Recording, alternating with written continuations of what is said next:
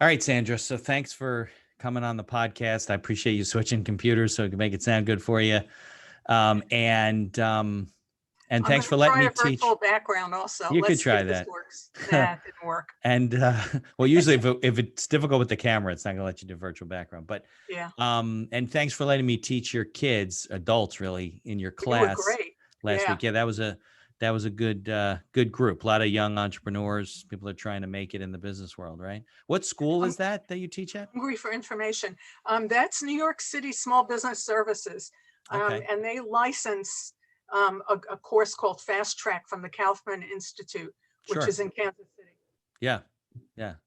As a matter of fact, I think that I don't know if it's the same Kaufman Institute, but I was involved with a group called the Young Entrepreneurs Academy up in Rochester, and I think they started with a grant from the Kaufman Institute, and it's definitely, there's some sort of an entrepreneurs institute, right? So it's got to be the same one. Yeah, and a foundation. It's a pretty amazing organization. They train. You have to get certified to facilitate, Okay, and you go through 2 or 3 days of training, and then you're certified to facilitate entrepreneurs. And it's according to a guidebook or a lesson book. And now it's all been moved to online, which makes it sort of easier. And the advantage of it is it covers all the basics you need to know in a structured manner for entrepreneurs.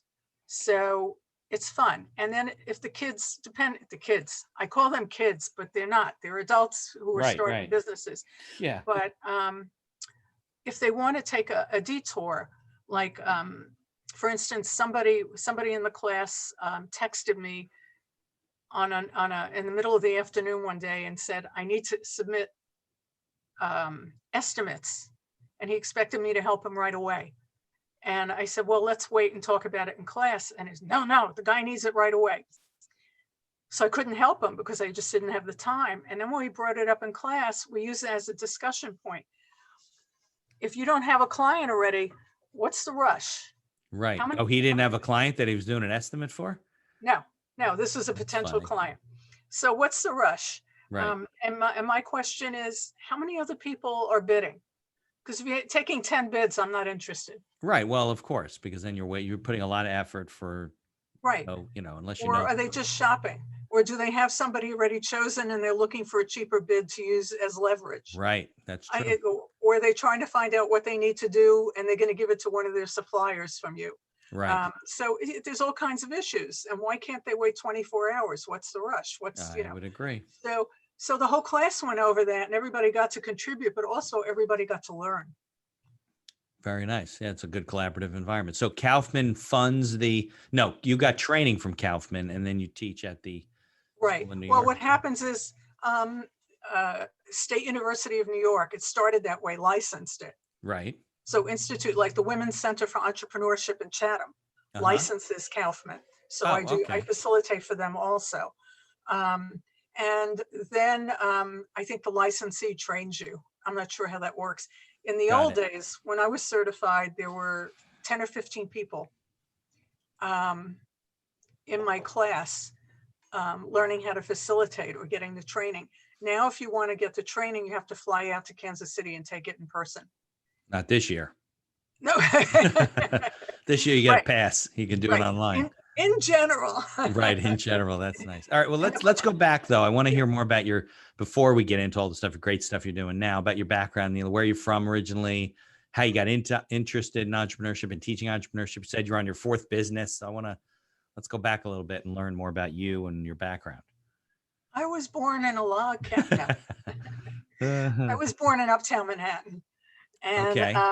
Lower East Side, Upper East Side, Upper West Side. No. Like Harlem, Inwood. Westchester. Inwood. Oh, okay. Way up. I was so far north of Manhattan, I was practically the Bronx. You're almost in City Island if you kept swimming. Right. Exactly. Went to local schools. Actually, I went to elementary, junior high, and high school with the person who launched 1-2-3 for Lotus. Okay. And that's got to be something big. Yeah. Yeah. Do people still use Lotus? I don't think they do, right? I'm sorry? Do big organizations still use Lotus 1-2-3? I don't know. Yeah. I haven't seen it in years. Yeah. Okay. Technology changes so fast. Look, BlackBerry was big at one point too. So, And I worked with somebody in a nonprofit for sustainability, and he sold the name BlackBerry from his company to Research in Motion. Really? So this is how people get names. And Yeah, BlackBerry sure. was from The Wind in the Willows. So it's interesting. It's Yeah. interesting that you brought that up. Anyway, went to Bronx Science, went to City University of New York, Lehman. And then I couldn't make up my mind if I wanted a master's in film or in English. So I went to 2 graduate schools in 2 different states simultaneously for a master's degree in each. That lasted 6 months. Very cultured. I went to the Breadloaf School of English in Vermont. Okay. Which only meets during the summer. You go 4 summers, you get your master's, but it was too much work. And then during the winter, I got a master's in cinema studies from NYU. So that's my background. Okay. In the 70s, when I got the degree, nobody hired women. In fact, I go on interviews and they say, we don't hire women. They would just say that? Flat out. Oh, And I can't say, say that now. Yeah, right. And I'd say, that's illegal. Right. Like, we don't care. We Get don't out. care. Right. Exactly. Yeah, right. Unbelievable. So, it's the film business. Yeah, You look very talented, but the last woman we had didn't want to mess up her nails. I'm like, yeah, O'Shea, can you drive a semi? Yeah, I can. Actually, I had somebody who would teach me in the dorm I was in. Still didn't get the job. So I wound up kicking around the film industry for a few years. And then everybody who I hung out with, who was either in the screenwriter program or other programs, said, Sandy, you're a writer. Right. Well, what did you want to do? Huh? What did you want to do? I wanted to produce. Oh, you wanted to produce. Well, isn't production like you basically raise money and get the thing out there and. Right. Yeah. Although I wasn't good at the money raising part because I didn't understand that part when I first got out of school. But I wound up going out with a film crew for the National Organization of Women and shooting footage. I got Woody Allen, Diane Keaton. Oh. I got Bella Abzug. I got Ellie wow. Spiegel. Big stuff. Yeah. And I have a rough cut that's up on YouTube, but we didn't get too far. We couldn't sell it. Okay. We couldn't get it picked up. Right. It's a tough business. Huh? It is a tough business. Right. And by the time I figured out the wherewithal of what to do, I was already ensconced in marketing. And all my friends said, look, you're a writer. Go out, become a copywriter. You can do that. And so I took some courses and kicked around for a while. And was politely said, oh, we're not hiring right now. We'll keep you on file. And then one person. Now, in those days, copywriting was like for ad agencies, right? I mean, there was no like blogs and internet. So no, it was ad agencies. Right. Okay. So I wound up going to Lord Geller, Federico, and Einstein. Okay. Which was an old ad agency, a former agency, it wasn't old. Okay. And Einstein wound up interviewing me, and he said, look, I can be polite and tell you, we can't use you right now. We'll keep you in mind. But I'm going to tell you the truth. Your book sucks. Go out and fix it. What book? You had written a book at that point? No, they call your portfolio. Oh, like your portfolio. Right. Yeah, got it. Yeah. So he didn't like your portfolio. Yeah. He said, it's terrible. Okay, so it took me another 2 years. At least he's honest, right? He was honest. It was the best advice I ever got. Right. Took a couple of years, went out, and then I got, I was still kicking around, and I got a junior copywriting job. Then I got a senior copywriting job. And then I got an associate creative director job. And somewhere along the line, I moved from consumer into pharmaceuticals. So I did that for about 10 years. But all on the agency side. You were all in working for ad agencies. All on the agency side until I got laid off from my last New York job. And I went to work in-house at something called 30 West Advertising for the company formerly known as Wyeth Erst.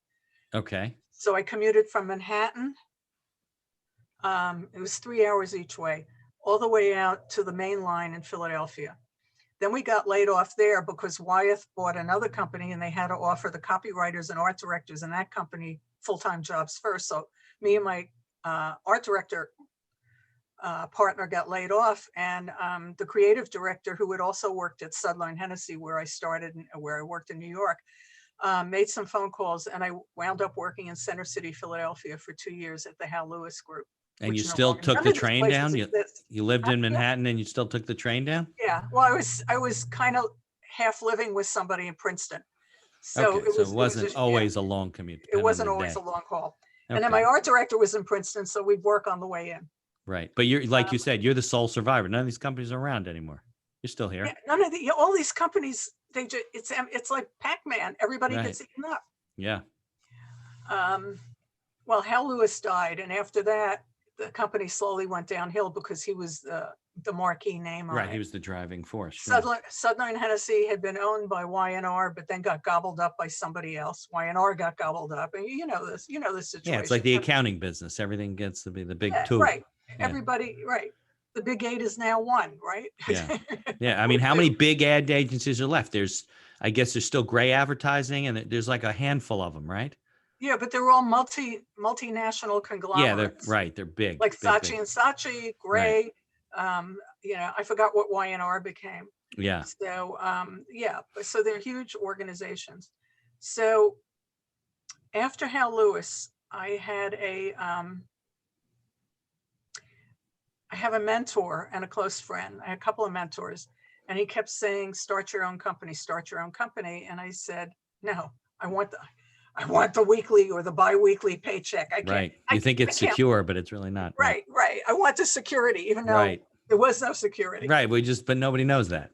Yeah. Right. Right. My client calls me on a Sunday night out of courtesy, and he says, look, we're going to fire the agency tomorrow because we're moving to the West Coast. I just wanted to give you a heads up. So I came in the next day and expected to be laid off, and I was laid off. Oh, really? Because that was a big client you were working on, and then they lost the business? Client I was working on. So less than 2 months later, he left his job, started another job, and brought me with him. And that was my first client. Brought you with him to work for them, like on a contract basis? So you were starting your own consulting? As an agency. At that point, I became my own agency. Okay. And so I wound up working for them, and they were in healthcare information technology. And the company he had come from was a biotech company. Okay. And then I was freelancing through another company, and I was working at Pfizer through the company. Right. And my connection at Pfizer and I got along. We're still friends. Actually, I'm still friends with the last client. I don't lose clients. They stay as friends, even if they're not working together.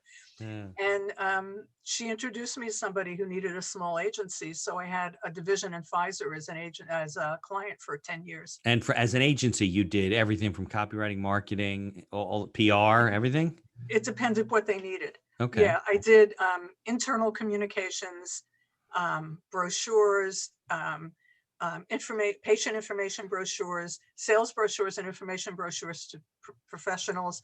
I wrote white papers. I placed the white papers. Okay.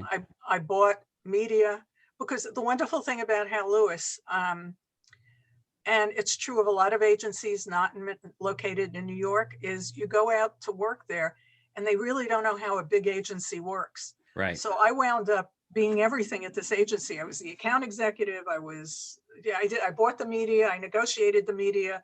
I wrote the ads. I coordinated with the art director and everybody else. So I did it all.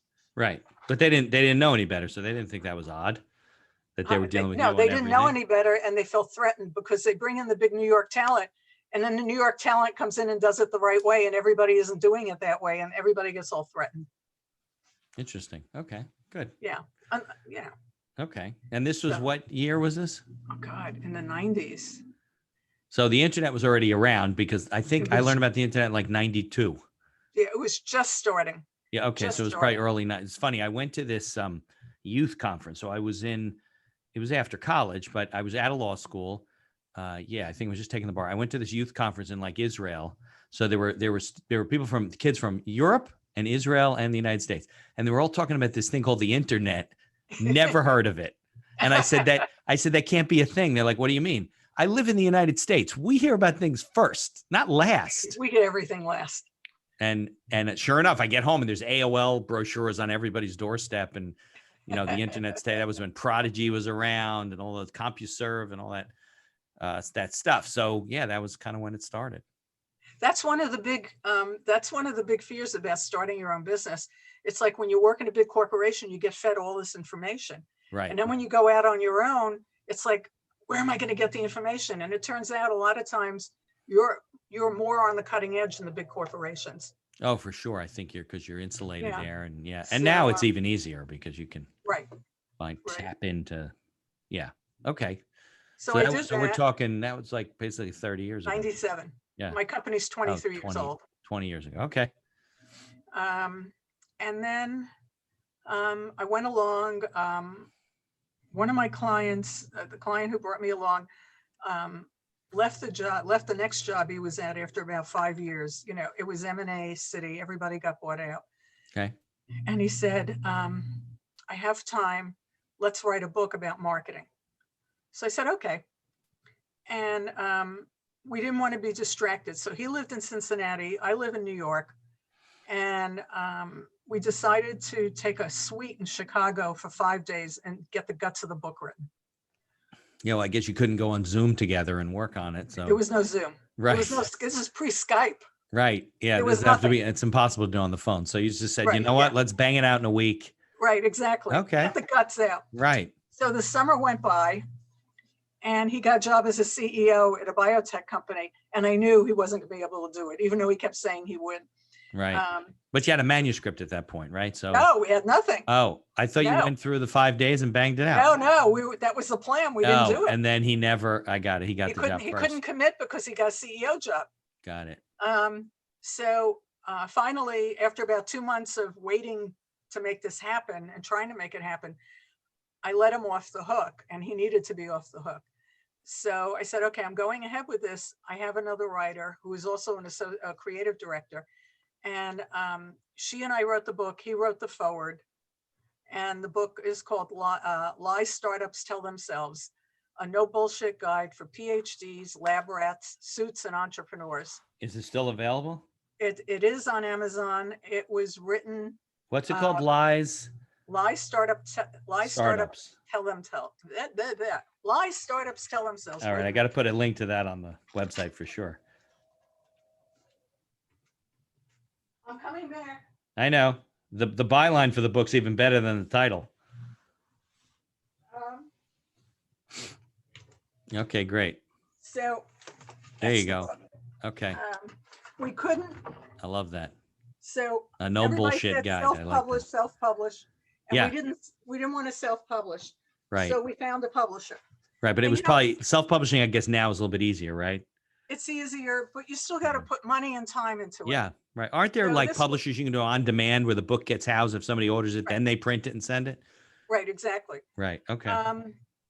So we did that. The book came out, I think, in 97. Okay. No, 2007. I'm sorry. Okay. 2007, pre-social media. But the book is not so much about advertising and marketing. It's about the strategy of what you need to do. So even when I teach social media, I tell everybody the first class, if you're here to learn about the latest algorithms, you're in the wrong class. I'm here to tell you how to work on social media and why it's a strategy and not a tactic. Okay. Right. Because the strategies are the same. They're just on different platforms. There's different ways to implement the strategy. Exactly. Right? Exactly. Okay. Makes sense. So, yeah. So, I mean, I have one student write that they didn't like my class because I didn't give the algorithms, even though I warned them. And he said, how good. What algorithms are you going to give? They change by the minute. I know, but that's what they wanted. They wanted the latest. Right. And I'm not an engineer. Of course. So he said, how good could she be? She doesn't have an Instagram account. And I read the review and I said, I'm in pharmaceutical marketing. These are 50-plus-year-old white men who are extraordinarily conservative. They're not on Instagram. No way. Some of their employees. Some of them aren't on LinkedIn. They're not on Instagram. Right. You go where your clients are. Again, tactics versus strategy. Right. Right. So, and I work with a lot of fashion designers. And they need to be on Instagram. Yeah, of course. Well, because their stuff is demonstrative. You know, they have pictures of it. You can buy directly off Instagram. Right. So that was that. And so the book came out. I wound up speaking. I wound up speaking in China, going around, going on panels when the book comes out. And the book really, you don't make a lot of money from it. No, it's a promotional tool. It's content marketing. Thank you. I don't make money on this either. I hate to tell you, but I'd like to. It's funny. I was talking to somebody earlier today, and we're looking at a company potentially to purchase. Well, I would be the CEO and stuff. I'm always looking at stuff because, I'd love to drive value and stuff. But she says to me, oh, I thought you were going to be a podcaster. I go, for my career? How am I going to, I'm not Joe Rogan. What, how am I going to monetize that? Oh, I don't know. I always imagined you that way. I'm like, well, when you figure out that way to do that, I'm all in, So I don't know how to monetize this thing. I have No, it just builds the merchandise and stuff, brand. doesn't do anything. Yeah, exactly. Yeah, it builds the brand. That's all it does. Exactly. Right. It builds the brand of me, Blind Hacker Yeah. Law. So that's fine. Right.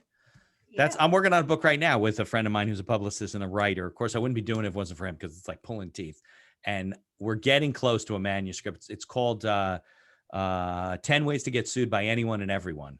And it's not how to get sued. It's how to obviously avoid suits and the mistakes that Right. business owners and entrepreneurs make by not putting things in writing. And we have a memory expert that's involved and all that kind of stuff. I'll send you a copy. First thing I teach them. Thank you. Yeah. And I'll definitely promote it to my classes. The first thing I teach them in the first couple of classes is I bring them in for law I bring an attorney in like you. Right. And it's not just corporate structure. Are you doing an LLC, a C Corp, an S Corp, Right. whatever you're doing? But it's like the importance of contracts and getting things in writing. Of course. And because people don't remember what they talk about. You can't, with all the, especially nowadays, right? With all the information that's passing your face and your eyes and your ears on a minute by minute basis, there's no way you can remember what we talked about a week ago, a month ago, 4 years ago, right? You're going to remember this and you don't put it in writing. Just a recipe for disaster. Exactly. And then what happens if you wind up with and I did this, I had an unscrupulous partner in one of my companies. And it's like, if it's not written down, you're screwed. You're screwed. You got no dispute resolutions. You got nothing to say what really you spoke about. Even if you had text messages and emails, I think I mentioned this during the class we were talking about, it leaves it open for your partner to say, yeah, but don't you remember that conversation we had 4 months ago when we were talking on the phone or on Zoom? You're like, what are you talking about? We didn't have that conversation. Yes, we did. Well, good luck. Yeah. You know, I had 4 entrepreneurs come into my office when I had an office. It was the most expensive living room in Manhattan because clients were too busy to come in. Anyway, I have 4 entrepreneurs come in. They all met at NYU Business School, I think. One guy's father was a doctor and he had the intellectual property for medical device. Okay. 2 guys were engineers and they were going to work on a SaaS, a software as a service. Right. And put everything together. And the 4th guy was just a businessman. He was going to manage everything. So this is one company they're putting together. There's one company they were going to put together. And I said to them, okay, where's your operating agreement? Yeah. Oh, we don't need it. We're all friends. Oh boy. Yeah. And then I proceeded to go around and point out how each of the 4 people could screw each other. Of course. 6 months down the line, after the guy has the website and the software as a service set up, the guy whose father has the intellectual property could say, screw you, I don't need you. Now I got what I need. Right. The two programmers could say, well, we set everything up. Screw you. We're going to take everything and go with it. And look what happened with Facebook. Say, I started the company. I got the company. Screw you all. Right. So I don't hear from them. They thank me. They're very appreciative. They go away. 2.5 years later, I get a phone call from the original guy who brought them in. And he said, every single thing you predicted happened. All the bad stuff. Huh? All the bad stuff. Yeah. All the bad stuff. Right. And it's like, you know why, Sandra? Because I believe that people are good at heart and they don't really want to screw each other unless they feel that they're being screwed. But the problem is that when I remember what we spoke about, what our agreement is, and you remember it differently, first, then I don't trust you. And I said, you're trying to screw me, but you really believe that that's what we discussed. And I believe what I believe. And since we have nothing in writing to go back and say, well, that must have been what I agreed to because we signed it, right? Right. You don't believe that. So you're sure in your mind that what you believe is true. And it just leads to distrust and then misunderstandings, which lead to arguments and lawsuits and good luck with a judge dealing with that. I mean, and two issues come up. Well, that's one of my streams of income. I'm an arbitrator for FINRA. Oh, okay. When people have financial, those are interesting. Yeah. Yeah. But a couple of things come up. I've had one student, she was forming the idea, and another person was the engineer who was going to execute it. And everybody doesn't want to spend money. And I tell them that if you don't spend the money up front, first of all, you're investing in the company, you got to spend money to make money. Right. If you don't spend the money up front, if you go to LegalZoom and to me, LegalZoom is bullshit. Yeah, I But if you hate go to those, LegalZoom and Rocket if you go Lawyer. to They're those like my things, all of those online things to save money, right. um, then if there's a problem and you don't see a lawyer and get it in writing first, it's going to be a hell of a lot more expensive to A go back lot more. and fix the problem. Right. And your company, because you're a sole proprietor or two people, your company can't go forward because as soon as you get in a lawsuit, you're looking backwards to fix what happened. Right. And they can't hire somebody like me who's less expensive to negotiate Right. because they got nothing in writing. You need a litigator, and they're going to want a $20,000 retainer, $25,000 retainer. Exactly. And then so one woman said, well, I won't do a contract with my partner until we have money coming in. I said, honey, the horses already left the barn at that point. Yeah. If you have a partner, it's one thing if you're your solo LLC, you don't have to make an agreement with yourself. But if you have a partner, you better get at least a bare bones agreement, a working agreement with your, who's responsible for what, who owns what if you break up, die, want to walk away, whatever. Right. Good luck with who owns the Instagram account and the name and the website and the phone number. And I have a business right now. I don't even want to say online the kind of business because then they'll know what it is. But basically, they're agreeing to not use anything because they can't come to an agreement on who gets what. So therefore, all their hard work and everything they built is worthless. And they're starting over. And of course, they're still fighting and arguing with each other. One has something the other one won't give to the other one. And right. There's a lot of shit going on. So I sent him to a litigator. I said, listen, I can't do any more for you. I can't. You got to go to somebody who's going to file a lawsuit and maybe get him to settle, maybe get him to arbitration or mediation or whatever it's going to be. But these people are sticking it to you. So, yeah. And the other issue, which actually came up in class last night, is, and the first thing I say, and sometimes people come in with partners in their family, is don't do business with your family. Yeah. Because it's hard enough with a friend or a stranger, but when you got to live with somebody like a husband or a spouse, or husband, wife, or a brother, a sister, an uncle, an aunt, a mother, a parent, oh my God, you got to have it in writing. Yeah.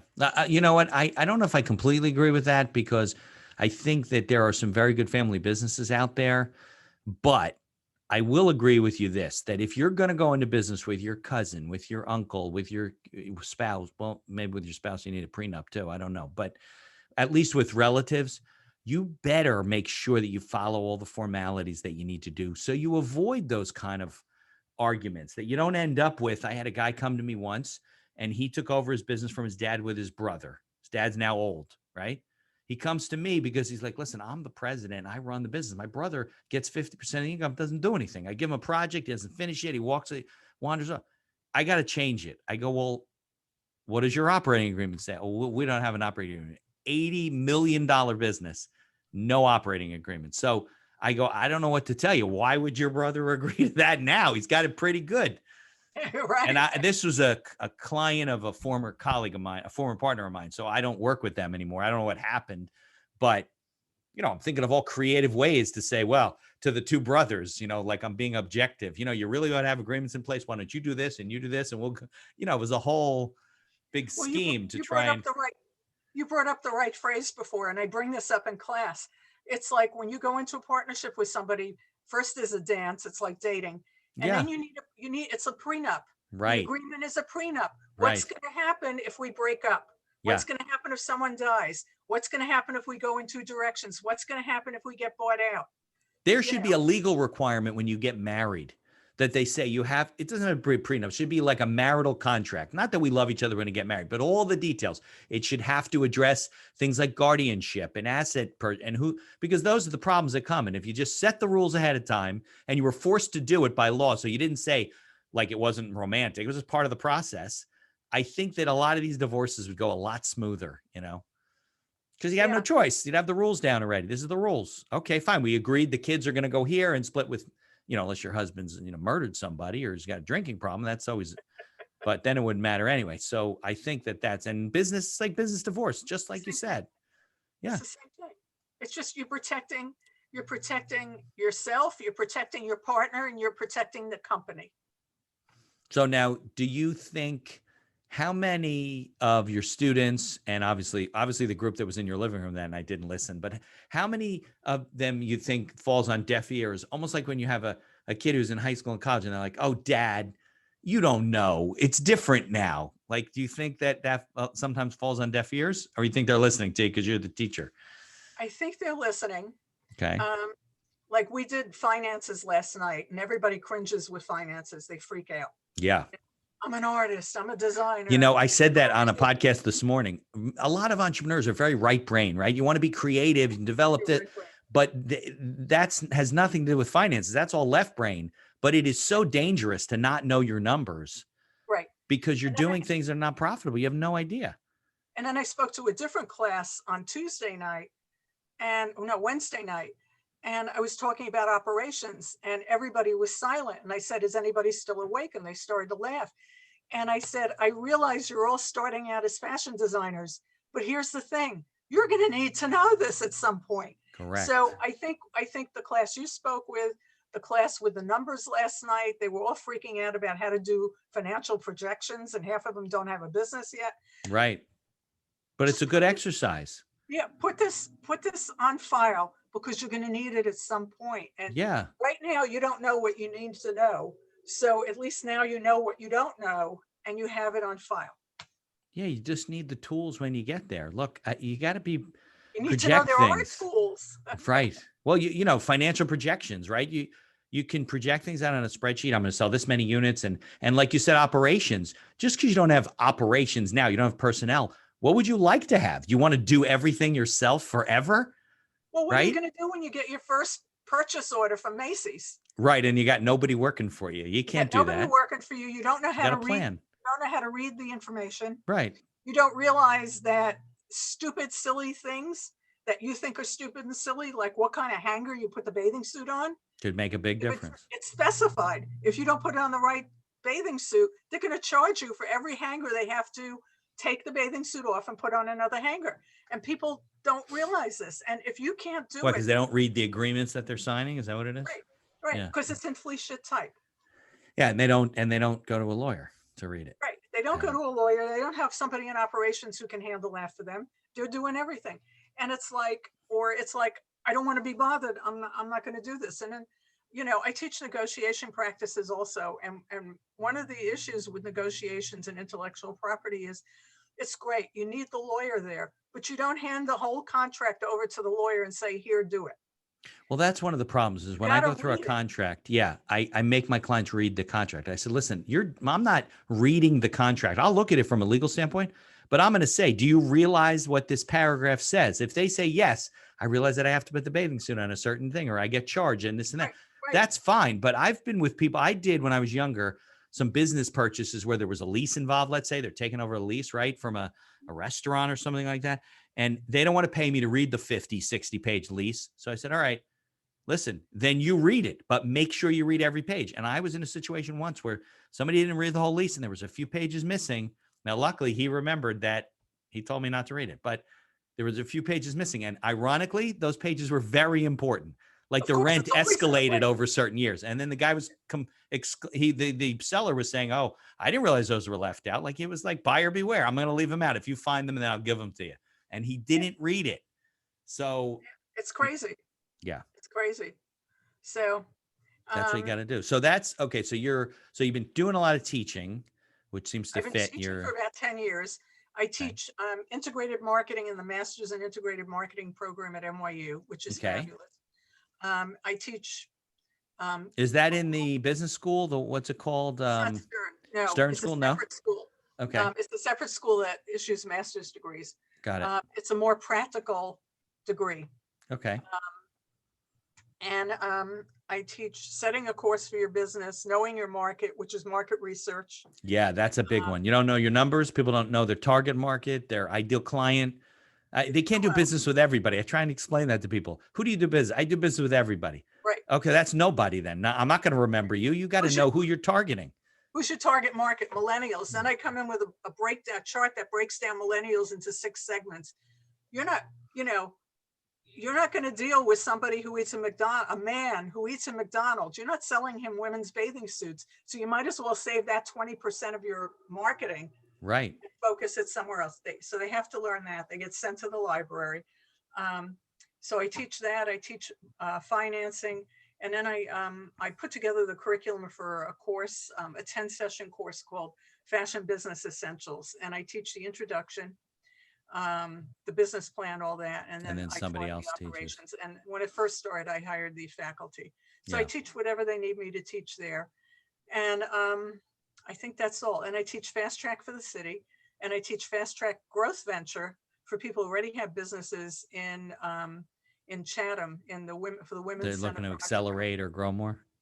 Yeah, yeah. So a lot of they the people you teach to are not like kids in college. These are people that either have a business, looking to start a business, right. and they're looking for the tools. I wish more people did that. They need to learn how to write a business plan and have focus on all these parts, and they don't do it. Or business model canvas. They need to understand what goes into a business. You don't just open it up. Right. And The so accidental entrepreneur. Here we are. here we are. Right, exactly. Now you So, also own businesses, don't you, Sandy? right. Well, I had 4. Okay. I have 2 now. Okay. I have a lot of medical and pharmaceutical experience. So Right. somebody brought me in to put together the management team and the advisory board for a medical device software as a service. And we were in business for 6 months, and we wound up with an investor, and we had exit. Oh, that quick? Yeah, that quick. And then I formed we actually never even put anything in writing because it never really got off the ground. A consultancy for, and this is around 2010, 2011, when medical practices were first being forced to adopt electronic medical records by the government. Yeah. Right. So we're EMR going was just around, starting then. Yeah. right, consulting or trying to get consulting contracts, and that didn't work out. It lasted a year, and it turned out my business partner had he had a terminal disease. Hey. Lack of ethics. That's funny. So that one went. Right. And now I thought you were like he had. I was going to say drinking problem. I didn't know what you were going to say. No. Lack of ethics. Anyway, incurable disease. Yeah, that's definitely an incurable, especially in business. So now I'm a former. We used to a facilitator and I facilitated many years and have Right. stayed in touch for over 10 years. Okay. Are forming a group where we're doing kind of peer-to-peer review, mastermind, not in competition with the Women's Center. Okay. But for people who have existing businesses, and it's particularly important with COVID, but even without COVID, no man is an island, no woman is an island. You can't run a business alone. You have to have a support team. Mentors, advisors, something. Right. Yep. And definitely. so this becomes a peer advisory group. Right. And it's 12 people, 10 to 12, 8 to 12 people. So it's like a sounding board type of a setup? A little more than that. Okay. They make a commitment to meet for a year, 3 hours a month. Okay. And that's a big commitment. 3 hours a month is a lot. Yeah. And then in between the month, they stay in touch with each other, but they have a committed accountability partner for at least 6 months, and then they can swap off. And they can talk to other people, but they can swap off. And so they do that. So you run this as a business? Yeah. Okay. And it's what do you do? One group a year or something? No, as soon as we, we're just starting. As soon as we get businesses in the same size category. That's what I was going to ask you. So there is some sort of a relationship. Somebody with a $5 million business and 10 employees is going to have different issues than somebody with a $200,000 business and maybe 1 employee. Right. Different business issues. Yeah. So it's hard to help each other. Right. Right. So we're going to do that. And then in between, we've devised about 10 DIY self audits. Okay. So, check this out, see if you're missing something. So like you go to your website and you can do the self audit and you got to be in the program. You got to be in the program. Right. Okay. Right. So we give that to them. And then and then we facilitate what goes on, but mostly people are bonding with each other. And the last group I did, which was for the Women's Center, after a year, I think a core group of 6 of them stayed together and are ongoing. And you see that with Fast Track as well. People stay in touch for years because you can't, what's the African phrase? if you want to go Okay. fast, go alone. If you want to go far, go with somebody. Okay. So, I know the and one about the lion wakes up and knows that it's got to run faster than the slowest gazelle, and the gazelle's got to run faster than the right, fastest right, lion. right, And they're right. going to get eaten. Yeah. Yeah. And another African proverb, which I didn't know, is it takes a village to raise a child. It takes a village or a small village to build a business. For You sure. you can't do it alone. You got to be able to soundboard off of people. Right. I have an unofficial business partner for 20 years. And I call him up and I ask him questions. He calls me up and he asks me questions. It's like, you got to build your own community. And this is a way to start it. Yeah. I have colleagues of mine, clients of mine that are involved. One's involved in EO, the entrepreneurs, and swears by it. I think he pays thousands of dollars a year, and he meets, monthly, and he has an advisory board, and they all share ideas. And then my other friend's involved in Vistage. If you heard of Vistage, Vistage is like 1,500 a month. So it's like 20 Wow. grand. And Wow. yeah, and all these they're not high powered, but they're, people with large family businesses. They're doing 50, 100 million in sales, and they share ideas. I'm having a problem with one of our executives, or we got an employee Right. issue, and they have sound boards and all kinds of different resources. So yeah, Well, there's a lot of good groups out this there. is $900 for a year. So we're starting Okay. low. Yeah. And but it's the same concept. The commitment works. Right. Also, the people I'm working with and the businesses I'm working with are probably significantly smaller than the ones. Yeah, and that's a steep. Like, I have a small legal practice. I could meet some really great people in some of those organizations, but I'm just not in the position to pay $1,800 a month. Doesn't mean I won't someday, but right. right now it's a Exactly. lot. Yeah, exactly. Exactly. So this is more geared towards a smaller business person. Right. And I think you have to have at least $1 million in sales to be in these organizations. So yeah, you that have makes sense. you have a lower barrier to entry, which is good. Yeah, the Women Presidents Organization has that $1 million in sales, 2 million if you have a physical product, and $1 million if you're a consultant. So we're Okay. below that level, and we're dealing with people below that level, and it works. Yeah. So, Well, it's an overlooked segment of the marketplace, really. I mean, right. because most of these organizations, I mean, I understand the organization formed because the members want to meet bigger and better and move up, but there's this whole ignored section of these people that need The solos, yeah. The definition of small business is under 500 employees. Well, I if know you're like the federal definition. It's ridiculous. Right. If you're under 10 employees, yeah, you're not nothing. even universe as the other people. That's so stupid. Under 500 is a small business. I agree. Could be that could be $100 million in sales. Right. Right. As opposed to somebody, who has 3 or 4 employees.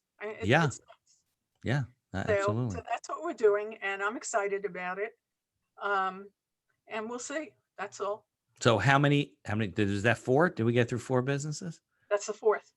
Okay, good. And Yeah. you're, so what made you think of this idea? Was it just came out of all the people that you're teaching, or? It came out of the people I'm teaching, and the fact that people graduate fast track, they graduate, they take a course in a school, and then it's like, here's your diploma, congratulations. Right. Well, and here's a list of resources, and then they just kind of fall off a cliff. Well, the resources are good, but you really need the community. yeah. You need the bonding with other people. And so we're putting something in place that addresses that need. Yeah. I think a lot of people, not a lot of people, look, there's some people that learn, right? They go seek out their own people, and they're going well. But I would say the majority of people probably need support. They need continuous. It's the same on the estate planning side. So I used to do wills. I still do wills for people. I do wills and stuff, right? But when people leave my office with signed documents, what happens after that? Nothing. It goes, I don't know, half the time they can't find it. So I put in an electronic vault where they can have all the documents loaded up. Now it's a maintenance service. It's $500 setup, $50 a month. They get 1 annual review. All other work's at 50% of my regular fees. And they get, I think there's a healthcare, like emergency access card for your living will, things like that. But I would constantly get people come back to me and they would say, I need a copy of this because I can't find it. I go, well, you need an original of your power of attorney. You can't use a copy. No, really? And part of that, and that's great. Part of that is knowing yourself and knowing where your strengths and weaknesses are. So like when I had people working with me in my office, Mhm. I would have new interns or new part-time, low wage people come in, and they'd be in and they'd look around and they'd look at my admin, and they'd look at people who are working with me, and they say, so when do I get trained? And everybody would burst out laughing. Because I don't train people, they got to figure out where they fit in. And if they don't fit in. And it's a terrible, for me, it's a terrible way to do business. It's not organized. It's not whatever. However, I wound up with a lot of really great people who work with me. So you got to know where your weaknesses are. And I'm a Teflon person. Nobody gives me the original. Everybody has it because I'm going to lose it. Yeah, I don't keep original anything. Yeah. People go, do you have my original will? I can't find it. I go, well, no. And not only that, I know law firms that keep, this original's on file. They don't keep them in like a gun safe that's protected or fireproof. It's in a file cabinet somewhere. The building burns down, your will's gone. Yeah. It should be in a safe deposit box or in a safe in your house, as long as you don't put like some video in there. Somebody did that. They videoed their, contents of their house, and they put the video in the safe with their other thing. But the safe got so hot that the video melted. Stuff didn't catch on fire, but it was a little bit of a mess. So yeah, but I agree with you. That's it's memory. I had a colonoscopy 6-7 months ago. Those are fun. I went through one of these books that has the best doctors in New York, and I picked this guy, and I show up in his office, for the preliminary before the actual procedure. And he walks in and he goes, "Hi, long time no see." And I looked at him like, "Who the hell are you?" And he said, "I did your endoscopy 5 years ago." Yeah. You know what I learned? I didn't even remember. He had my file. It was probably your blacking it out. I think that I've learned something about life. Don't do anything that ends in oscopy. It's just not good. Whatever it is, it's not something you want to do. It's something you have to do. I don't. I remember I had to have something. It was called like a sigmoidoscopy or something. And the doctor, as a friend of mine, had like some emergency at the hospital. So he's like, "Listen, we got to do this fast because I got this emergency." I'm like, fast? It was fast, and it was not comfortable. Oh my God. Yeah. So it's not comfortable even if it's slow. So right, exactly. I'm 53, so I've had my first colonoscopy, and the only good thing about colonoscopy is that you're asleep. So then you wake up and it's over. But yeah, it's not. I think that's a good adage in life is don't do anything that ends in oscopy. Well, good adage in life is don't get old if you can do it. That would be, yeah. But then your friends are all dying. You'll be here 400 years from now. What the hell are you going to do with yourself? Yeah, exactly. Yeah, you don't want that to like the, what was that movie with Tom Hanks, The Green Mile or something? And he lives for a very long time. Oh, yeah. Yeah. All right. So tell me, like, if somebody's looking to interact with you, to take your classes, or we'll put links in the show notes, but how can they get in touch with you? And, sholtzman@marketingcures.com. Okay. And I know you're on LinkedIn, right? I'm on LinkedIn. I have a Facebook page. Marketing Cures has a Facebook page. Okay. I can't access my Twitter account. Something happened. Okay. Well, you'll work on that. Yeah. I've been working on that for 2 weeks. Get one of your young students. They'll probably figure it out. Yeah, right. Exactly. Exactly. So, no, I'm on LinkedIn. Okay. And yeah, I do individual coaching. Okay. Reasonably priced. Okay. And how do they find out about your group program now, the new program? Just email me and I'll put you on the mailing list. Perfect. We're not ready. The first group is going to run in January, I think. Well, that's fine. This comes, it takes me 90 to 120 days to get these episodes out anyway. So it'll be perfect timing. Yeah, perfect. Yeah, exactly. So, and it's the end of the year. So it's nobody does anything. It's the holidays. It's all this and that. So we're planning on sometime in January to get that out. And for my courses, just contact me and I'll let you know where I'm teaching, what I'm teaching. Well, now you're more accessible, right? Because they can take your class on Zoom. They don't have to go to the city. Right. So it's more, you can sign up for stuff. I think your timing is good. That's the good news. But the bad news is the thing with entrepreneurs is the energy in the room. Is that a bad thing? No, it's a good thing. Oh, yeah. It's better than Zoom. I mean, everybody in Zoom is. Oh, I see. When you're in person, it's because you get all these excited, bright brain people. They're all want to hear about what they're doing and they're sharing their ideas. So usually the last class, we all go out, depending on what time the class is over, we go out for drinks, we go out for lunch, everybody bonds together. We can't do that. Yeah. And you make connections. I guess you can still stay in touch, but it's not the same. Like you said, you grow closer. For me, anyway. Spending a whole semester together. Yeah. On the other hand, you bring in people from all over the country who are taking the course. Right. you know, so you get a lot of varied views, and that's really exciting. Yeah, now you can speak in Singapore without traveling over there. Just Exactly. get on Zoom, and it's the middle of the night here, but who cares? I You know. I know? had it did, we lost enrollment, but I was supposed to be teaching in Shanghai on Zoom at 8 in the morning, which was 8 o'clock at night their time. Right, right. It's an 12 So hours. I talked to somebody in Shanghai. No, in Singapore. I did an interview on the podcast. Day was 8 o'clock there in the morning, and it was 8 o'clock at night here, or yeah, the one even earlier. I think it's more right. I think it's a little bit bigger time difference with Shanghai than, I it mean, was with exactly Singapore than 12 Shanghai. hours. They're I, both, I yeah. took off at 3 in the afternoon, got in at 3 in the afternoon their time, but it was 3 in the morning my time. Ran into somebody on the street and they said, "Oh, we're going to dinner in 2 hours." So I wound up having dinner at 5 in the morning For breakfast. Yeah, for breakfast, right? yeah. Well, I'll tell you, I think your timing with this new business and everything is a good one. They say there's more businesses that have started and formed and grown during coronavirus, which I guess, aside from more than 200,000 people dying, is a Thank silver you. lining. So Yeah. your timing may be good. You may get a lot of Thanks. Let's see. people interested in it. All right. So I thank you for coming on the podcast, Thank you spending for your time having me. with me. I It was a appreciate it. pleasure. Let me turn this. Okay.